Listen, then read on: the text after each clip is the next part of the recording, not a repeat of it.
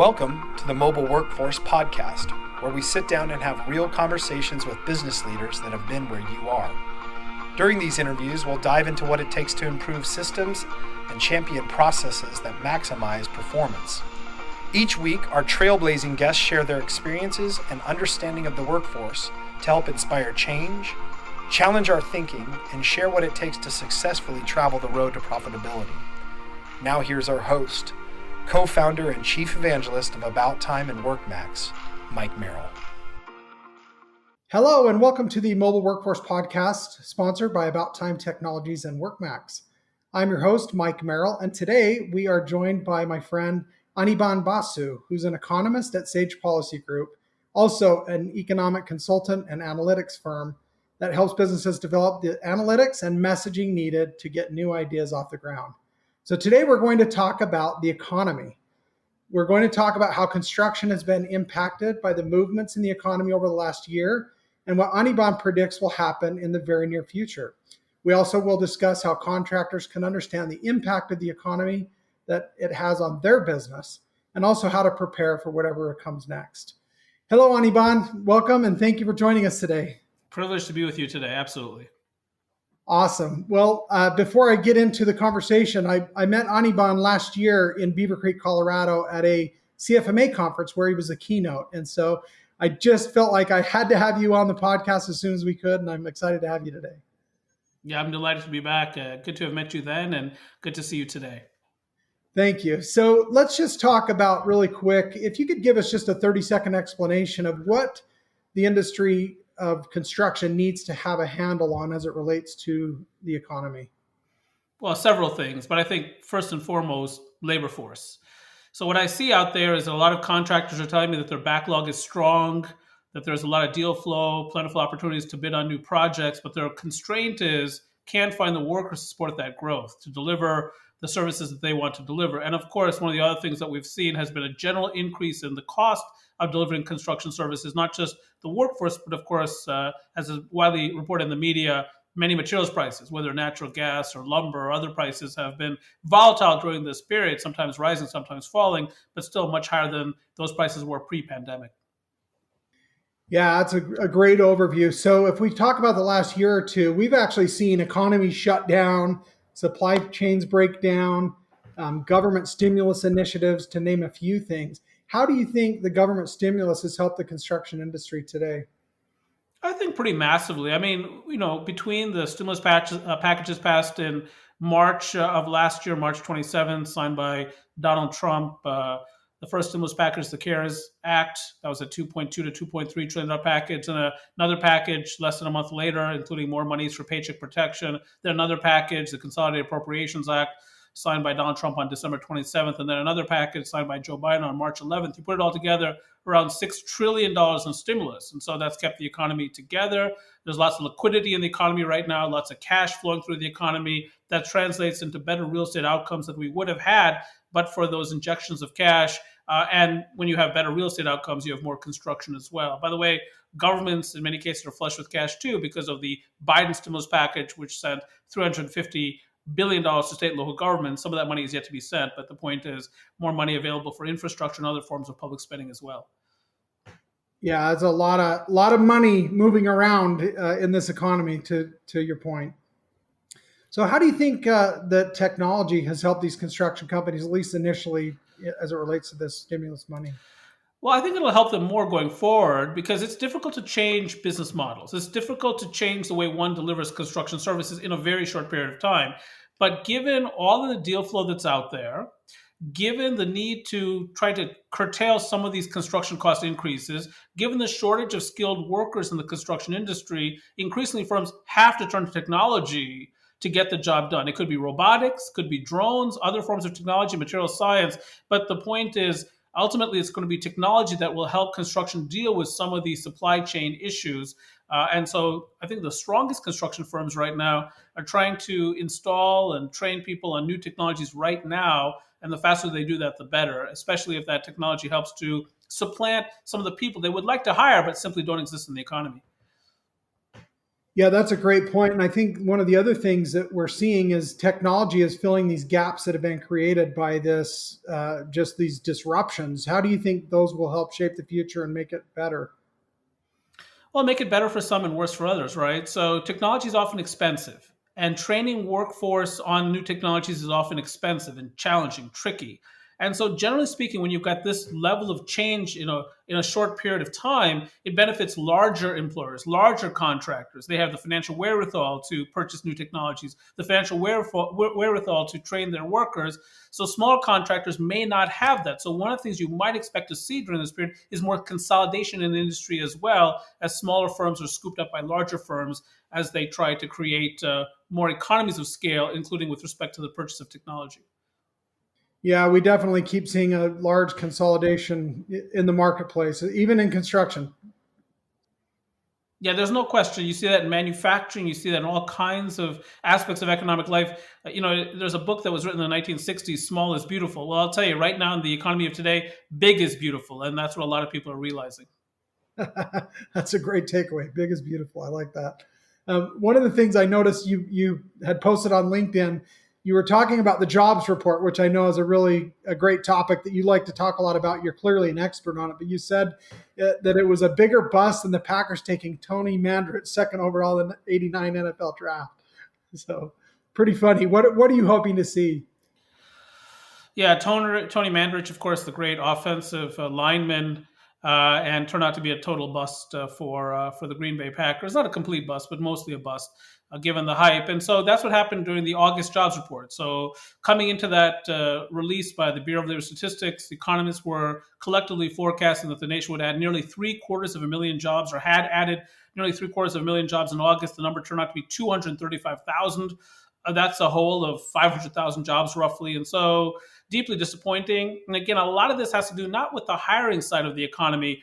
Ostensibly, there are 10.9 million available unfilled jobs in America. There are 100 job openings right now in America for every 83 unemployed people. So the demand for workers is high. The problem is trying to induce members of the workforce to fill available jobs. That's where the challenge has been. It's been part of the supply chain issue globally, but also in the United States of America. And so that was the focus of that piece, was trying to figure out why the labor market is just not functioning the way it ought to be. Yeah, that's a huge gap. I don't think that state can be really understated. I think one of the other things too that we're seeing, and I know we didn't talk a lot about this, but what kind of a gap are you seeing in the labor market for new recruits coming into construction? Yeah, so prior to the pandemic, we had a bit of a growth in, for instance, apprenticeship program participation. We're seeing more and more young people enter the skilled construction trades. That was good. It didn't mean that we didn't have shortages, and doesn't mean doesn't mean that we wouldn't have had challenges even without the pandemic, because we have a lot of retirement in the construction industry every year as well. The average construction worker actually is quite old, and many of the best construction workers are baby boomers, and they are now retiring in large numbers. But with the pandemic, we saw a lot of apprenticeship programs sort of halted in place. Again, you're talking about training people on equipment, and often that requires people be in person, be with the equipment, be with instructors, so on and so forth. And that's exactly the kind of activity that was shut down in March and April, for instance, of 2020. So a lot of interruption in terms of human capital formation, human capital entering the construction trades. I'm starting to see now these apprenticeship programs come back to life. Some of these apprenticeship programs themselves have installed new technologies to provide, for instance, online training. But again, some of the best training is in person, on heavy equipment, dealing with forklifts or whatever equipment we're talking about. And you just don't get that remotely as much as you can in person. So construction is facing big human capital challenges going forward, and even more so as baby boomers continue to retire in large numbers. Yeah, and I think most people would agree with that. There's really we can get around without the in-person stuff in some regards, but it's just not the same. There's no substitute for in-person. I think you would agree with that. Yeah, and one of the issues that people don't talk probably enough about is immigration. So we have a confused immigration policy in America. We just don't know how to feel about it, I guess, at least collectively. And so I'm not talking about illegal immigration, by the way. I'm talking about legal immigration. But there are a lot of fine carpenters out there, a lot of fine electricians and plumbers and pipe fitters out there, not to mention glaziers and welders, machinists, mechanics.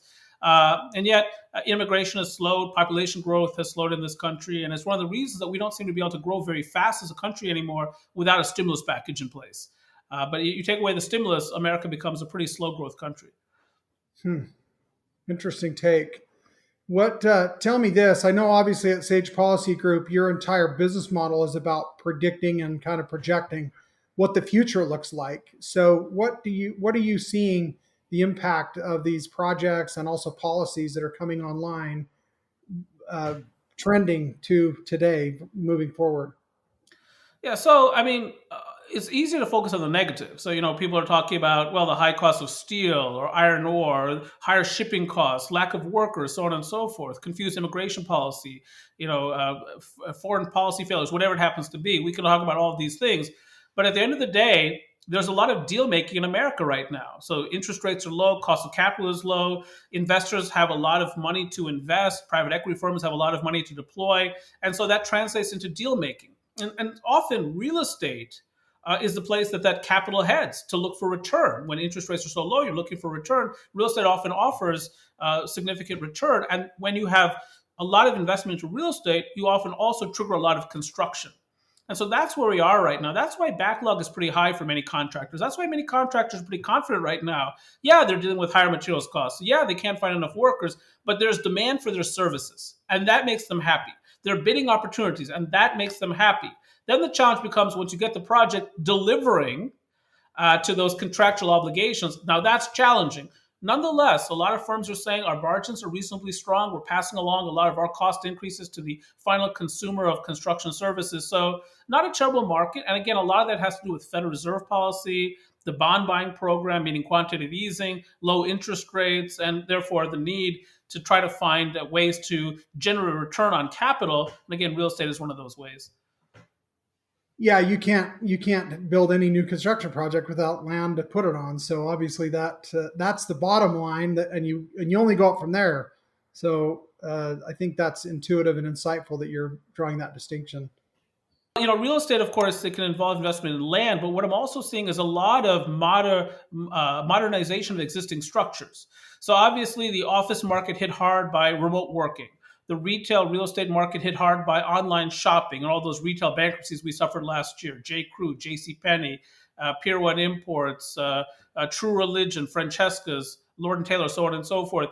And so some of these commercial real estate segments are quite weak, and some of these buildings, therefore, have to be adaptively reused. That attracts capital to modify these structures, modernize these structures, perhaps create a new use for these structures, and that creates a lot of construction volume. So that's what I'm talking about when I say investment in real estate. Yes, it's sometimes it's raw land, but sometimes it's standing buildings that need to be modernized or to have their purpose shifted. Yeah, and with that shift, have you seen more companies going into that repurposing and reconstruction versus what it used to be? Oh, no question. I mean, that's necessity is the mother of invention. So if the deals are not in the new construction arena, so for instance, we've seen a real decline in hotel construction or new hotel construction during the pandemic. Well, of course, business travel has been affected because we can do things via Zoom now, for instance. So that affects the hotel sector. And we've talked about office and retail space already. And so it's not about new construction often. We have plenty of office space in this country, given how many people want to work remotely going forward. We have enough retail space, given how many retailers have gone bankrupt over the past 18 months or so. But what has to happen, therefore, is people own this real estate. They have to try to reposition that real estate for the modern economy, for today's economy, and that often results in construction investment. And so, yes, I think a lot of firms are taking advantage of that, whether they're glaziers or roofers or HVAC professionals, but modernizing these structures is very important. So what are some construction trends in technology that you're excited for, that you're seeing coming down the pike right now? Yeah, I mean, it's hard not to be excited about buildings that are more energy efficient, for instance. I mean, that's a big deal. I mean, people have different views on climate change and so on and so forth. I don't want to get into the politics of that, but we have had a lot of violent weather recently, and appears to be some probability that humans are responsible for some of this climate change or global warming. And so to the extent that we can have more efficient buildings, I think that inures to the benefit of all of us. And at a minimum, what you do is you actually end up using less electricity, which means lower electricity prices. So even if you don't believe in climate change, there's a benefit there. That's one. Second, material science. We're constantly looking for new materials to improve the performance of buildings, their ability to withstand natural disasters, whether earthquakes or hurricanes or whatever it happens to be. So very excited about that. Obviously, looking at the quality of construction. So looking at drone technology that helps people manage their projects, understand the quality of construction taking place, where there may be errors, and to try to catch those early in the process so the project can move forward without those errors being infiltrated into the project. All those kinds of things are very, very exciting. And so, but again, you need a skilled workforce to deal with these new technologies. And I think that's one of the places where America has fallen somewhat short. Yeah, and I think one of the topics that we've spoken about on this podcast quite a few times is the opportunity for more women to join the construction workforce and new roles that are being created by these technologies. What are you seeing with that? Is there anything you can share with the audience? Well, the industry is actually working really hard to try to broaden access to occupational categories, to jobs, whether that's for women or for minorities or for others who have been historically underrepresented in the construction trades. That's a very important part of this. Today, women are more educated than men, right? So, it seems to me that if we could find more people generally, I don't, like to get into all this identity stuff. But, it is true that women have historically been underrepresented in construction, including construction management. Since, the lion's share of college degrees are now going to women, it makes sense to start looking increasingly towards women as a source of intellectual capital to drive construction, to improve the quality of construction service delivery, to drive innovation in construction. And so, yes, I think the broadening of participation is very important to the industry on all kinds of grounds, including grounds of social justice, so on and so forth. But particularly for industry outcomes, because the industry does not have enough access to human capital right now, and obviously broadening access inures to the benefit of everyone. Yeah, I think that's great. What are some technologies that you think are underutilized right now that more companies could be taking advantage of that maybe aren't? Yeah, I think prefabrication, for instance, is one of those techniques that's underutilized. Modular construction is also underutilized. People tell me all the time about all the barriers to modular construction, modularization, so on and so forth. But one of the things that workers like is they like working indoors often in comfortable, controlled settings. If you have a manufacturing-oriented construction service delivery model as opposed to an outdoor construction service delivery model, that helps minimize some of the vagaries of weather, for instance, some of that variability, but also might help recruit more workers who don't want to work outdoors necessarily. I mean, again, some of this is cultural. I don't think baby boomers, by and large, had any difficulty working outdoors. I mean, they took shop class in high school, and they were excited about working with their hands and minds at the same time and seeing tangible proof of their efforts. Younger generations are different. They aspire more toward flex time. They aspire more toward comfort, work-life balance, all these kinds of things. And so there's some different production models that are out there, and modularization is one of them. And I think that's one of the models that the industry continues to underutilize. Yeah, that's great. Well, I think one of the other things along with that is, the skilled labor shortage. We've got a lot of people retiring, and the baby boomers are now phasing out of the workforce. So how are we going to fill those positions if we can't recruit more people?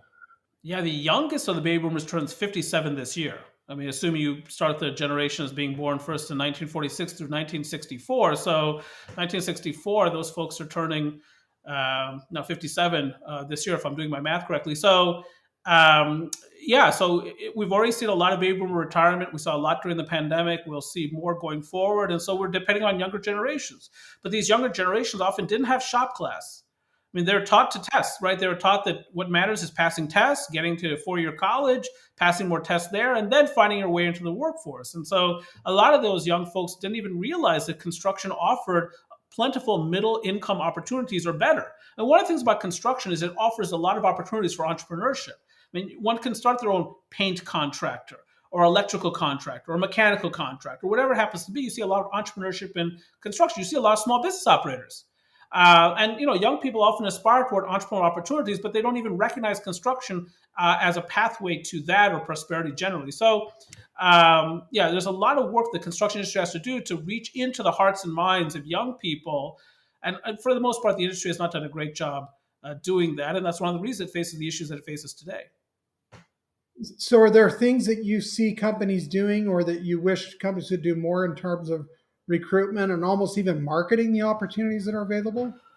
Yeah, no question. The industry has to act as one because it faces a common problem: this lack of human capital, this lack of skilled craftspeople, and so to more forcefully make the industry's presence known to folks in high school, 2-year colleges, even at 4-year colleges, I think it's very important. But here's the issue: if you're an individual contractor, what are you trying to do today? You're trying to get the construction done. You're trying to satisfy your contractual obligations. You're trying to deal with things like rising materials prices, recruiting, hiring, firing, safety regulations, all those things. How do you have time then to go to a high school for career day or to a 2-year college, so on and so forth, to deliver some form of seminar? When do you have the time to create the content for that seminar? So that's why we're in this situation now. Nonetheless, if the industry does not act as one on this issue, it's going to continue to face these human capital shortfalls, and that's going to translate into higher budgets, meaning that broken budgets for construction, lengthier delivery schedules, and ultimately a less productive U.S. economy. Yeah, you're talking about when you talk about this supply chain and the challenges that they're having. I mean, I know with my personal home, some of the things, even to try and get something repaired, or there's a chip shortage, or there's always something that affects something else, and it feels like construction, just like a lot of other industries, seems to be impacted heavily by these things. When do you think the economy will get this ironed out? Yeah, I would say at some point in 2022, we'll start talking less about global supply chain disruptions. We'll talk less about chip shortages or softwood lumber shortages or whatever it happens to be, shortage of steel, rising price of natural gas, all things that we're experiencing right now. Because it is said that the cure for high prices is high prices. What does that mean? When prices are high, suppliers have an incentive to increase output in the short term, perhaps by adding shifts, and increase capacity in the longer term.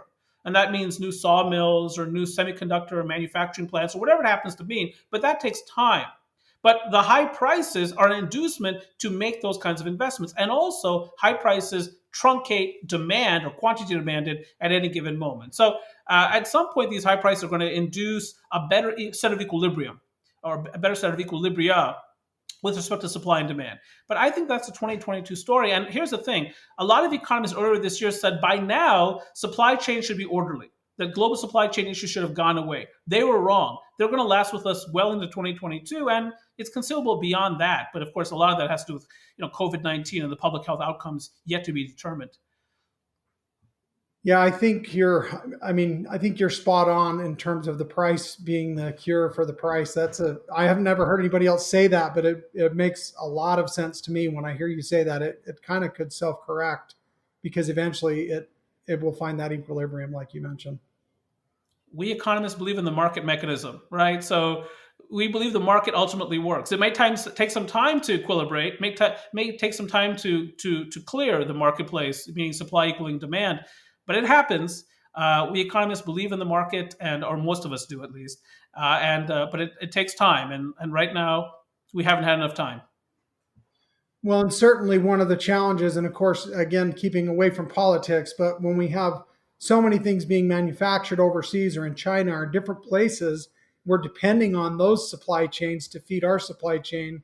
We've learned that we've quickly been hobbled because of those challenges. Or do you think we're doing enough to work through those and get around those so that we're future-proofing this from reoccurring down the road? Well, it's difficult to know if we're doing enough, but we're doing something. So one of the things we're seeing is that more manufacturers, U.S.-based manufacturers, are reshoring more of their supply chain back to North America, including the United States. So we're seeing more steel being produced in America. I think we'll see more other items being produced in America going forward, in part to protect intellectual property. Because obviously it's been a big issue in China, for instance, American companies having to give up intellectual property to have access to those markets. Also, the Chinese workforce has become much more expensive over time as that country has developed. Obviously, we've had these myriad supply chain issues. We've had, tit for tat tariff battles, so on and so forth. So all that's going on. So a lot of American CEOs are being persuaded that the time is now to bring back parts of that supply chain. The problem is there's some barriers to doing that, right? So you need workforce. You might be, you might have capital back in China or Vietnam or Malaysia, and you don't want to give up on that capital because you've invested in that money. You might need to put more capital into America. That costs money. So, a lot of barriers to reshoring, but we're seeing more of it. And ultimately, I think that'll lead to better supply chain outcomes in North America. So do you see some strategies that, say, a plumbing contractor in, Kansas City, Missouri, or Baltimore, Maryland, for whatever, whatever argument as far as someone's location is, what can they do to really get away from these challenges, or at least hedge their bet a little bit in the future should this kind of thing come down the pike again? Here's one thing. It might be a surprising answer. Market the heck out of the place. So one of the things that I notice is that many of the most successful plumbing contractors aggressively market their services. They create economies of scale. And because they become more visible in their community, they're able to hire more plumbers, and also generate more reliable pace of work for those plumbers. And so that's, I think one of the things that you do, you market heavily, you bet on your own business, you advertise on television and in other media. We have, you mentioned Baltimore. We have a plumbing outfit here called Len the Plumber. Very successful, always on TV, hiring lots of plumbers because they're visible to the plumbing community, but they're also visible to the household community that uses those services. And they've done a fabulous job growing that business. And I think marketing has a lot to do with it. I'm sure they also offer excellent plumbing services. And one might think that's enough. But in business, as many people know, it's not enough. You have to market effectively, and you have to market quite aggressively to differentiate oneself from the pack. Yeah, I love that. We've got a local plumber here that's on the radio all the time. And half of their, I would say from just my own perception, half of their commercials have to do with recruiting new employees, not even just their services. Yeah, that's the game. You got to stand out from the pack. You've got to make yourself known in this world. And marketing still matters. Now, the nature of marketing has changed. So it's no longer about advertising jobs in newspapers. It's not even advertising services in newspapers necessarily. It might be radio, it might be television, it might be online, it might be Facebook, it might be Instagram, but you got to be out there. And that's one of the things that often, if you're great at plumbing or you're great at electrical work or mechanical work, but you don't know necessarily anything about advertising, it matters. And so that's a place where some very successful firms have managed to differentiate themselves. Well, and I think to your point, one of the things when I think back over the years, that company originally was only advertising plumbing. And then over a year or two, they started advertising heating and air. And then I noticed the next year they started advertising for electrical work. And so they clearly found a model from a marketing perspective that allowed them to expand into these other trades and clearly be wildly successful. Yeah, they're broadening their platform. They're using, of course, their balance sheet. They're using their name recognition. They're using their demonstrated work in the household or commercial space. They're doing all of those things and leveraging them to continue to grow that business. Again, big is beautiful. And the faster you can get big, the better it happens to be. Often there are economies of scale, benefits from being big. And so it sounds like that contractor has managed to find the right formula. Yeah, I love that. Big is beautiful. That's a great takeaway. So if I was going to ask you, what's the main takeaway that you would share with the listeners today from our discussion? Yeah, this is a very unusual time. That this has been a time fraught with uncertainty, but construction has been one of the industries that's fared the best during this period. Part of the reason for that is that in much of the country was deemed to be an essential industry, so it was never shut down the way that many other parts of the economy were shut down, the tourism sector, for instance, but many others. And now the challenge is, now that the economy is coming back out and there are construction opportunities, to find that workforce. Here's what we've learned. Here's one of the things we've learned globally. We've learned that it's pretty easy to destroy your capacity. So it's pretty easy to lay off workers. It's pretty easy to shut down a manufacturing plant and take a tax write-off. It's very hard to rehire people and to reopen facilities. That's what we've found. And that's the thing we're dealing with right now. A lot of capacity was destroyed early in the crisis because people said, it's going to be a deep recession. It's going to be 2008 again, and we need to cut costs right now to survive. And then all of a sudden the economy turns around as early as May of 2020. We start to add millions of jobs by that point. But Now you have to rehire those workers. Where are they? Hard to rehire. You have to reopen those facilities. How are you going to do that? That's expensive. And so at the end of the day, that's the struggle we're part of right now, trying to get back up to speed to meet all the demand that's out there. And so that's what we've learned. And so if you destroy capacity as a firm, you better be careful, because you never know when you're going to need it again. Great point. Well, I like to usually close out the podcast episodes by asking a couple personal questions, if you're all right with that. Go ahead. So, Anirban, what's something that you are grateful for in your professional life? Oh, our staff. I've managed over the course of 17 years to create a business. Early in the business's history, I had a very difficult time keeping staff. So whenever I had a good employee, they left for another employer. They used as a stepping stone. At some point, we became established enough that all of a sudden, people started applying and looking and wanting to work for us. They wanted to leave other employers to come work for us. And so we have a fabulous staff now that we've cobbled together over the course of years. I'm very thankful for that, because they're the ones who do the heavy lifting every day. I often work 1 hour a day. It's an important hour. It's a speech, presentation, something like that. But it's 1 hour. These folks work 8-9 hours without complaint, generate fabulous analysis, and then I go out there and provide people a sense of that analysis. And I take often the credit. I don't mean to, but it's often given to me. But our staff at Sage Policy Group is fabulous. Well, great job setting up a company and an environment that allows that to happen. Yeah, I'm very proud of that. I'm very proud of the fact that I have to make payroll every 2 weeks. So, a lot of economists, they don't realize how important things like accounts payable and accounts receivable are. Right? A lot of small business operators and other business operators realize that's life. Accounts receivable, accounts payable, how much cash is in the bank, and so on and so forth. When's payroll? When's healthcare going to be taken out of the bank account? All that kind of stuff, health insurance. But I live it. I get walloped with these healthcare costs just like any other employer. I'm an economist. I'm supposed to talk about the economy, but I feel it as a person, as somebody trying to operate a business and try to make payroll every 2 weeks. And so it's very real for me. And I think that's one of the reasons that we're probably better at forecasting the economy than many other economists. Yeah, I would agree with that. I'm sure it keeps you grounded. Yes, the fear of missing payroll, which we have not missed in 17 years, our 17-year existence, but that fear. And of course, that fear, early in the pandemic, when all of our speeches were canceled, because we do a lot of public speaking, it's one of our revenue sources. All those speeches are canceled. Where do we go from here? So we had to do some reimagination. We had to create some more mechanisms by which to reach the public during that period. And so, that's part of the innovation. Many construction firms have done the same thing. They've had to find other ways to get the job done, to get contractual work under their belts, and so on and so forth. And so that's part of business. And so a lot of economists who work for universities, they get sent a check every 2 weeks. In fact, what happens is they get direct deposit. They don't know what it is to make payroll, and so on and so forth. I'm not bragging about that. I'm just saying that I think it's maybe a better economist having to go through that process. I love that. So in closing out, what's one skill that you've developed that you would say is Anirban's superpower? Yeah, I don't think this audience will believe me when I say it, but it's public speaking. So I think I'll probably disprove that, with this interview. But I'm a good communicator, by economist standards. I write well, I speak well, and I analyze data, of course. I'm all about the numbers. But a lot of economists are fantastic analysts, who are not good communicators. And I've really worked hard to be a good communicator, to try to tell the story that the data are telling in a way that's understandable to broad audiences. And so I think that if there's a superpower, that would be the one.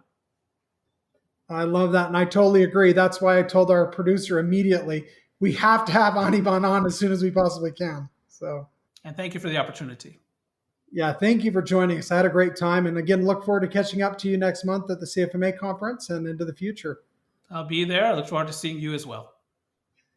Thank you. And thank you to the listeners for joining us today on the Mobile Workforce Podcast, sponsored by About Time Technologies and WorkMax. If you enjoyed the conversation that Anirban and I had today, please share this episode with your colleagues and friends. After all, our goal here is not only to help you improve your business, but your life.